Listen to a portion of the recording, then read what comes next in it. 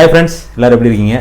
இன்னைக்கு ஒரு snacks recipe, evening ஸ்நாக்ஸ்க்கு tea கூட சாப்பிட்றதுக்கு ரொம்ப ஒரு ஈஸியான ரெசிபி ஆனியன் பக்கோடா எப்படி போடுறதுன்னு சொல்லித்தரேன். என்ன ஜாப் இதெல்லாம் ரொம்ப ஈஸியான ரெசிபியாக இருக்குதுன்னு நினைக்கிறீங்க? ஈஸியாக இருக்க ரெசிபி தான் அடிக்கடி நான் போடலாம்னு முடிவு பண்ணியிருக்கேன். ஏன்னா ஈஸியாக இருக்க ரெசிபியில் தான் நீங்கள் எல்லாம் நிறைய மிஸ்டேக் பண்ணுறீங்க. ஸோ இந்த ஆனியன் பக்கோடா வந்து எப்படி ஃப்ளேவர்ஃபுல்லாக நல்லா பெரும்பாலும் என்ன மிஸ்டேக் நடக்கும்? நான் ஏற்கனவே காலிஃப்ளவர் வீடியோவில் சொன்ன மாதிரி எண்ணெயில் போட்ட உடனே பிரிஞ்சு போகுது, டீ கடையில் போடுற மாதிரி ஹோட்டலில் போடுற மாதிரி வந்து உங்களுக்கு மொறு வர மாட்டேங்குது அப்படின்னு சொல்லி நிறைய பேர் ஃபீல் பண்ணியிருப்பீங்க. ரொம்ப சிம்பிள் தான். இந்த சின்ன சின்ன ஃபைன் டியூன்லாம் பண்ணிங்கன்னா ஆனியன் பக்கோடா சூப்பராக வரும். இப்போ ஈஸியாக பண்ணி சொல்லித்தரேன். இதுக்கு நான் எடுத்து வச்சுருக்க பொருள் என்னென்னு காட்டுறேன், வாங்க பார்க்கலாம். ஒரு 5 பெரிய வெங்காயம், 5 பெரிய வெங்காயத்தில் ஒரு 5-6 பேர் சாப்பிட்லாம். இந்த மாதிரி நல்லா நீளமாக நறுக்கி வச்சுக்கோங்க. ரொம்ப ஃபைனாக வெட்ட வேண்டாம், கொஞ்சம் திக்காக வெட்டினீங்கன்னா நல்லாயிருக்கும் சாப்பிடும்போது. அடுத்து பூண்டு தோலோடு தான் இடித்து போடணும். ஒரு 6 பல்லு பூண்டு போதும். அடுத்து கொஞ்சம் மல்லி இலை. இது வந்து ரஃப்பாக தான் கட் பண்ணியிருக்கேன். நம்ம ரொம்ப ஃபைன் சாப்பாக அழகாலாம் வெட்டணும் அவசியம் கிடையாது. இந்த மாதிரி பெருசு பெருசாக இருந்தால் தான் சாப்பிடும்போது நல்லாயிருக்கும். அடுத்து கருவேப்பிலை கொஞ்சம் போட்டுக்கலாம். இது போக நம்ம கொஞ்சம் ஓமம் போடுவோம், மிளகாப்பொடி, மஞ்சப்பொடி, கடலை மாவு இதெல்லாம் போடுவோம். இதுக்கு வந்து நான் உங்களுக்கு மிக்ஸ் பண்ணும்போது நான் உங்களுக்கு செஞ்சு காட்டிடுறேன். இப்போ மிக்ஸ் பண்ணலாமா? ஒரு பவுலில் ஃபஸ்ட்டு இந்த மாதிரி ஆனியன் எடுத்து இந்த மாதிரி உதுத்து விட்டுக்கோங்க நல்லா. அதுக்கப்புறம் சால்ட்டு, ஒரு 2 ஸ்பூன் அளவுக்கு மிளகாப்பொடி போடுங்க.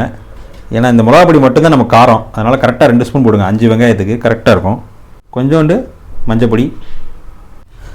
இந்த பக்கோடாவில் பெரும்பாலும் நடக்கிற மிஸ்டேக் வந்து தண்ணி நிறையா ஊற்றிட்டிங்கன்னா அது டேஸ்ட்டே போயிடும். தண்ணி கம்மியாக ஊற்றணுன்னா பொரிக்க முடியாது. அதனால் நான் கரெக்டாக தண்ணி அளவு எவ்வளோ வைக்கின்றதை நான் காட்டுறேன். அதோட ஃபஸ்ட்டு ப்ராசஸ் தான் இது. நீங்கள் உப்பும் மிளகாப்பொடியும் போட்டு ஒரு 5 மினிட்ஸ் விட்டுட்டீங்கன்னு வச்சுக்கோங்களேன், அதுலேருந்து ஆட்டோமேட்டிக்காக தண்ணி ரிலீஸ் ஆகும் வெங்காயத்துலேருந்து. அந்த தண்ணியிலே நீங்கள் கடலை மாவு, அரிசி மாவு போடும்போது கொஞ்சம் பைண்டிங் நல்லாயிரும். தேவைப்பட்டால் எக்ஸ்ட்ரா கொஞ்சோண்டு போட்டால் போதும். ஆனால் இதை பண்ணாமல் நீங்கள் டேரெக்டாக போட்டிங்கன்னு வச்சுக்கோங்களேன், அந்த தண்ணி பத்தாமல் போயிடும், இல்லை அதிகமாகிடும். ஃப்ரை பண்ணுறதுக்கு வசதியாக இல்லைன்னு சொல்லிட்டு நீங்கள் நிறைய தண்ணி ஊற்றுற மாதிரி ஆயிரும். ஸோ ஃபஸ்ட்டு இது மட்டும் இல்லாமல் நான் காலிஃப்ளவர் வீடியோவில் சொன்ன மாதிரி இந்த உப்பு மிளகாப்பொடியை ஃபஸ்ட்டு போடுறதுனால நீங்கள் பக்கோடா சாப்பிட்டீங்கன்னா உள்ளே அந்த டேஸ்ட் நல்லா நிற்கும். அதனால தான் இந்த ப்ரொசீஜர். பாருங்கள், இப்போவே கொஞ்சம் அப்படியே நான் பிணையும் போதே கொஞ்சம் அது ஒரு மாதிரி ஈரம் ஆயிடுச்சு. இங்கே பாருங்களேன், நம்ம தண்ணியே ஊற்றலை, ஆனால் சதன்னு இருக்குது பாருங்கள். அந்த வெங்காயத்தோட வாட்டர் கொஞ்சம் வெளியில் வரும். இப்போ இதை ஒரு 5 மினிட்ஸ்க்கு அப்படியே விட்டுடலாம். இதுக்கப்புறம் நம்ம அடுத்த மசாலாலாம் போடலாம். வெங்காயம் ஊறிட்டு இருக்க கேப்பில் இந்த பூண்டை இந்த மாதிரி ஒரு இடி உரலில் போட்டு இந்த மாதிரி இடித்து வச்சுக்கோங்க. இப்போ ஒரு 5 மினிட்ஸ் ஆயிடுச்சு இந்த வெங்காயம் ஊறி. இதில் நம்ம இடித்து வச்ச அந்த பூண்டை ஃபஸ்ட்டு போட்டுக்கோங்க. லைட்டாக அந்த மாதிரி பிணைஞ்சு விட்டுக்கோங்க. கருவேப்பிலை, மல்லி இலை. அடுத்து ரொம்ப இம்பார்ட்டண்ட் வந்து ஓமம். கொஞ்சோண்டு ஓமம் வந்து இந்த மாதிரி போட்டு நுணுக்குனீங்கன்னு வச்சுக்கோங்களேன், நல்லாயிருக்கும். ஓமம் நீங்கள் எதில் யூஸ் பண்ணாலும் சரி, லைட்டாக நுணுக்கிக்கோங்க. ஸோ இந்த பக்கோடாக்கு வந்து ஒரு சின்ன டீஸ்பூன் அளவுக்கு ஓமம் எடுத்துருக்கேன். வாங்க இது எப்படி கசக்கிறேன்னு சொல்லித்தரேன். இப்படி கையில் வச்சுட்டு இந்த மாதிரி லைட்டாக இப்படி க்ரஷ் பண்ணிங்கன்னா நல்லா கமன்னு இருக்கும் வாசம். லைட்டாக இந்த இப்படி பவுடர் பண்ணிட்டு அப்படியே போடலாம். இப்போது கடலை மாவு, அரிசி மாவு போடுறதுக்கு இந்த மாதிரி ஒரு சின்ன ஸ்பூன் எடுத்திருக்கேன். நீங்கள் உங்கள் வீட்டில் மிளகாப்பொடியில் யூஸ் பண்ணுவீங்களா, அந்த மாதிரி ஒரு ஸ்பூன் தான். ஒரு 5 ஸ்பூன் இந்த மாதிரி கடலை மாவு போட போகிறோம். இந்த கடலை மாவு, அரிசி மாவு பேலன்ஸ் இருக்குல்ல, அது வந்து நீங்கள் சமைக்க உங்களுக்கு வந்து தெரிஞ்சிடும். இப்போ நான் இங்கே 5 ஸ்பூன் போடுறேன்ல கடலை மாவு, இது வந்து இந்த மாவு ஃபார்ம் பண்ணுறதுக்கு தான், இந்த பக்கோடா ஃபார்ம் பண்ணுறதுக்கு. அரிசி மாவு வந்து முருகலாக்குறதுக்கு. 5 ஸ்பூன் போட்டிங்கன்னா ஒரு 2 ஸ்பூன் அரிசி மாவு போட்டால் கரெக்டாக இருக்கும். இப்போ அடுத்து நம்ம அரிசி மாவு போட்டுடலாம். 2 ஸ்பூன் நல்லா ஃபுல் ஸ்பூனாக அரிசி மாவு போட்டுக்கோங்க. நான் சொன்ன மாதிரி அரிசி மாவு தான் நல்லா மொறுன்னு ஆக்கும். இப்போது இதை வந்து நல்லா மிக்ஸ் பண்ணுங்கள். தண்ணி தேவைப்படும், கொஞ்சம் தெளிக்கலாம். இப்போ இன்னொன்று, இப்போ நான் வந்து ஒரு குத்து மதிப்பாக போட்டிருக்கேன். 5 ஸ்பூன் கடலை மாவும் ஒரு 2 ஸ்பூன் அரிசி மாவுன்னு. தேவைப்பட்டால் நம்ம திரும்ப கொஞ்சம் சேர்க்கலாம். அதே நான் உங்களுக்கு காட்டுறேன். இன்னும் கொஞ்சம் தேவைப்படும்னு நினைக்கிறேன். ஸோ நீங்கள் என்ன பண்ணுங்கள், ஃபஸ்ட்டு இதை நல்லா இந்த ஆனியன், இந்த மல்லி இலை, இந்த பூண்டு எல்லாம் ஒன்றா பிணைஞ்சதுக்கப்புறம் கொஞ்சமாக தண்ணி தெளிப்போம். நம்ம காலிஃப்ளவர் பண்ண பாருங்கள், அதே தான். கொஞ்சமாக தண்ணி தெளித்து இந்த மாதிரி ஊற்றி மிக்ஸ் பண்ணுங்கள். நல்லா இதை ஏன் போடுறேன்னா, இப்போ அடுத்து மழை காலம் வரப்போகுது. வீட்டில் என்ன பண்ணுவாங்க, உங்களை கூப்பிட்டு, உங்களன்னா ஹவுஸ் ஒய்ஃப்ஸை கூப்பிட்டு எதாவது ஸ்நாக்ஸ் பண்ணுங்கள். குழந்தைங்களாம் என்ன பண்ணுவாங்க, அம்மாட்ட அம்மா ஸ்நாக்ஸ் எதாவது பண்ணி கொடுங்கம்மா அப்படிம்பாங்க. நீங்கள் நல்லா ஈஸியாக பண்ணி கொடுக்கணும்ல, அதுக்காக தான் இந்த மாதிரி போட்டுட்ருக்கேன். இதே மாதிரி ஸ்டார் ஹோட்டலில் போடுறதுல மிக்ஸ் வெஜிடபிள் பக்கோடான்னு ஒன்று இருக்குது. அது வந்து இண்டிவிஜுவலாக நம்ம ரோட்டு கடை பஜ்ஜி இருக்குல்ல, அதே மாதிரி கடலை மாவில் வேறு ஸ்டைலில் போடுவாங்க, அது ரொம்ப நல்லாயிருக்கும். ஸ்டார் ஹோட்டலில் ஹை செல்லிங் ஐட்டம்னா அதுதான். ஸோ நான் உங்களுக்கு அதையும் அடுத்த வேலை செஞ்சு காட்டுறேன். பாருங்கள், ஓரளவுக்கு தண்ணிலாம் பைண்டிங் ஆகி நல்லா இருக்குது. இன்னும் கொஞ்சோண்டு நம்ம கடலை மாவு போட வேண்டியிருக்குன்னு நினைக்கிறேன். நீங்கள் கிட்ட வந்தீங்கன்னா உங்களுக்கு கன்சிஸ்டன்சி தெரியும். இப்போவே வந்து உங்களுக்கு கொஞ்சம் பிடிக்கிற மாதிரி இருக்கா, ஆனால் வெங்காயம் ரொம்ப தெரியுது பாருங்கள். அப்படின்னா மாவு கொஞ்சம் கம்மியாக இருக்குன்னு அர்த்தம். நம்ம இன்னும் கொஞ்சம் கடலை மாவு போட்டுக்கலாம். திரும்ப ஒரு 2 ஸ்பூன் கடலை மாவு சேர்த்துக்கலாம். ஃபஸ்ட்டு 5 போட்டோம், இப்போ 2. 1 ஸ்பூன் அரிசி மாவு இன்னும் கொஞ்சம் சேர்த்துக்கலாம்.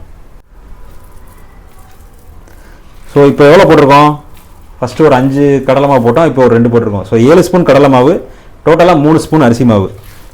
எத்தனை வெங்காயத்துக்கு? 5 பெரிய வெங்காயத்துக்கு. ஸோ அவ்வளோதான். இப்போ பாருங்கள், இங்கே வாங்களேன், இந்த பிடிக்கிற கன்சிஸ்டன்சி பாருங்கள். கரெக்டாக நீங்கள் அப்படி உருண்டை பிடிக்கிற மாதிரியும் இப்படி மாவு பிடிச்சி பக்கோடா போடுற மாதிரி கரெக்டாக வந்துருக்கு பார்த்தீங்களா? ஓவர் தண்ணி இல்லாமல் கரெக்டாக இருக்குது. இப்போ வந்து நம்ம எடுத்து எப்படி போட போகிறோன்றதை காட்டுறேன். உங்கள்கிட்ட பேசிகிட்டு இருக்கும்போதே அடுப்பெல்லாம் ஆன் பண்ணி நான் ஆயிலெலாம் சூடாக வச்சுட்டேன். இப்போ ஃப்ரை பண்ண போகிறோம். அதுக்கு முன்னாடி முக்கியமான விஷயம், ஒரே ஒரு பீஸ் ஆனியன் எடுத்து இந்த மாதிரி டேஸ்ட் பாருங்கள். இது ஏன் சொல்கிறேன்னா, உப்பு கரெக்டாக இருக்கணும். இப்போ நான் கரெக்டாக போட்டேன். ஏன்னா நம்ம ஃபஸ்ட்டு உப்பு போட்டோம், அதுக்கப்புறம் மாவு போட்டிருக்கோம், நிறையா போட்டிருக்கோம்ல. நீங்கள் ஃபஸ்ட் டைம் பண்ணும்போது உப்பு கம்மியாயிரும். அதனால் சொல்கிறேன், இதில் இந்த மிக்சரில் உப்பு கரெக்டாக இருந்துச்சுன்னா போதும்.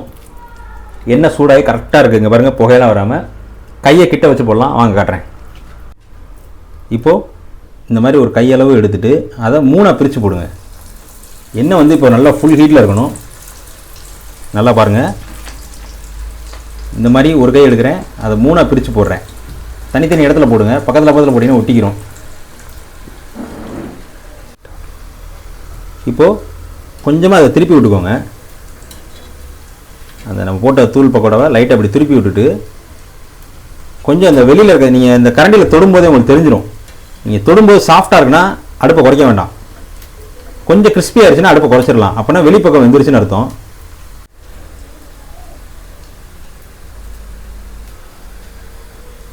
இந்த பக்கோடா போடும்போது, ஃப்ரை பண்ணும்போது கையை வந்து எண்ணெய் பக்கத்தில் வச்சுக்கோங்க. தூரத்துலேருந்து தூக்கி போட்டிங்கன்னா மேலே தெரிச்சிடும். அதுதான் பெரும்பாலும் நம்ம பண்ணி கையில் சூடு வாங்குறது. எந்த பொரிக்கிற ஐட்டமாகவுமே இருக்கட்டும், கையை வந்து எண்ணெய் பக்கத்தில் வச்சு போட்டிங்கன்னா உங்கள் கையில் படாது. இப்போ பாருங்கள், வெளியில் முறுமுறுன்னு ஆயிடுச்சு. வாங்க காட்டுறேன். இப்போ நான் அப்படி எடுக்கும்போது பார்த்தீங்கன்னா எனக்கு கொஞ்சம் அந்த கரண்டிலே முறுமுறுன்னு இருக்கிற மாதிரி தெரியும். கலரும் கொஞ்சம் வந்துருச்சா? இப்போ வந்து ஸ்டவ்வை ஃபுல்லாக ஸ்லோ பண்ணுங்கள். ஸ்லோ பண்ணிட்டு அப்படியே ஸ்லோ ஃப்ளேமில் வேகட்டும். வெளியில் கலர் வந்துருச்சு, இப்போ உள்ளே மட்டும் வேகணும். அதுக்காக தான் அடுப்பை நம்ம குறைச்சி வச்சுருக்கோம். பாருங்கள், சூப்பராக ரெடி ஆகிடுச்சு. முறுமுறுன்னு நான் அப்படி எடுத்து பார்த்தால இங்கே பாருங்களேன், அப்படியே கொஞ்சம் எனக்கு அந்த முறுமுறுன்னு இருக்குது தெரியும். இப்போ நம்ம ஒரு பிளேட்டில் போடுறேன், அது எவ்வளோ கிறிஸ்பியாக இருக்குன்றதை நீங்களே பாருங்கள். செம்மையாக முறுமுறுன்னு வந்திருக்கு. இங்கே பாருங்கள், சவுண்டு பார்த்தீங்களா? அவ்வளோதாங்க, ஒரு ஈஸி அண்ட் ஸ்நாக்ஸ் சொல்லி கொடுத்துருக்கேன்னு நினைக்கிறேன். இது கூட வந்து நார்த் இந்தியன் ஸ்டைலில் மின் சட்னி நல்லாயிருக்கும். நம்ம ஊர் தேங்காய் சட்னியுமே நல்லா தான் இருக்கும். மின் சட்னி இன்னொரு நாள் போடுறேன். தேங்காய் சட்னி அரைச்சி சாப்பிடுங்க. டீ போட்டு, நான் டீ போட்டு குடிக்க போகிறேன். Tata, bye by.